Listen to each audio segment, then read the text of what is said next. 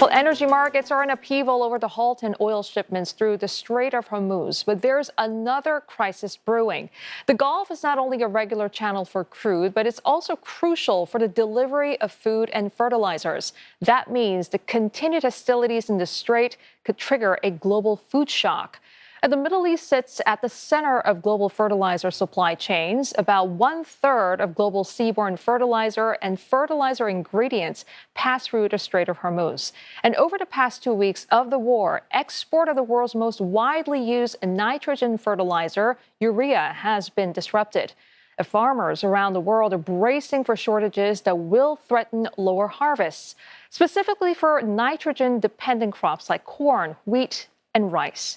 Since the conflict began, fertilizer prices have soared by some 40%. Now, major import-dependent regions will feel the pinch. Well, India is among the most exposed as it relies on the Gulf for up to 2/3 of its nitrogen fertilizer imports. Brazil, one of the world's largest food exporters, depends on the Gulf for about 40% of nitrogen fertilizer needs. Sustained disruptions to this will threaten soya and maize yields. Additionally, Gulf states import 80 to 90% of their food, from grains and meat to dairy and vegetable oils. Food imports through the strait keep the UAE, Qatar, Kuwait, Oman, Bahrain, and Saudi Arabia alive. For more, we are joined by Joseph Glauber. He's a research fellow emeritus at International Food Policy Research Institute. Thank you so much for joining us, Doctor. Let's start with the big picture here. Compare with past crises like the 2008 food price hike or the fallout from the Ukraine war. Just how serious could this conflict become for global food security if the Strait of Hormuz remains disrupted? Yeah, the other crises you mentioned were essentially about grain and moving grain to, 2008, we had droughts in the world. We also had increased demand for things like maize and other grains for biofuel production. That drove commodity prices to then records. We also, of course, had records during the early months or so following the Russian invasion of Ukraine back in 2022, when roughly 1/3 of the wheat exports were tied up in that conflict initially, and prices then began to drop about in the second half of 2022, and have really continued to dropping until now. This is a very different situation, is concerning largely inputs, primarily, as you mentioned in your lead-in, that fertilizer prices have seen big increases. Urea prices are up about 40%. Urea is a very important, or nitrogen fertilizers in general are very important for maize production, for example, and rice production, wheat production. Insofar as maize is concerned, it's roughly, in the U.S. at least, about 1/3 of the variable costs that farmers pay. So having that big portion of your input costs all of a sudden increase means that margins for a lot of these producers are tightened considerably, and it will cause, at least in the U.S., farmers to consider whether or not they should move to a crop like soybeans, which has a much less fertilizer demand. Well, Dr. Glauber, the disruption also comes as farmers in Northern Hemisphere begin this thing called spring planting. How critical is the availability of fertilizer during this period? What happens if fertilizer becomes scarce? And then how is that likely to impact yields for those major crops? Yeah, I think two things. One is certainly not everyone, but a lot of farmers have already bought fertilizer. A lot of farmers will buy fertilizer in the fall, right after harvest, when they have cash from the crops that they've sold. And I don't think this will be an availability issue for most farmers. I think fertilizer will be available. It's just a question at what price.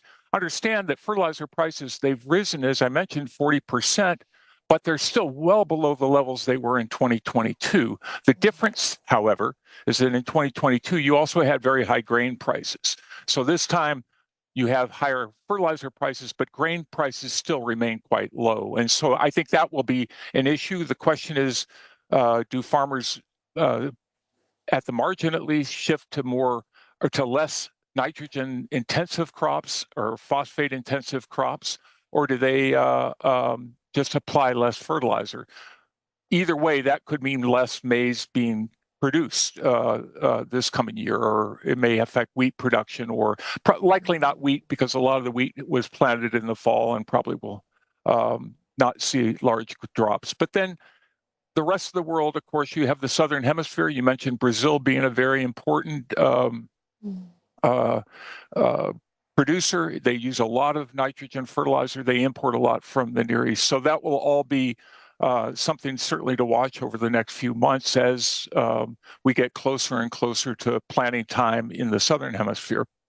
Okay, so speaking of things to watch out for, Doctor, what sort of factors or early indications, in your view, will determine if this conflict will turn into a wider food price crisis? Yeah, I think that would take a while, frankly, for it really to be a crisis in the sense of availability.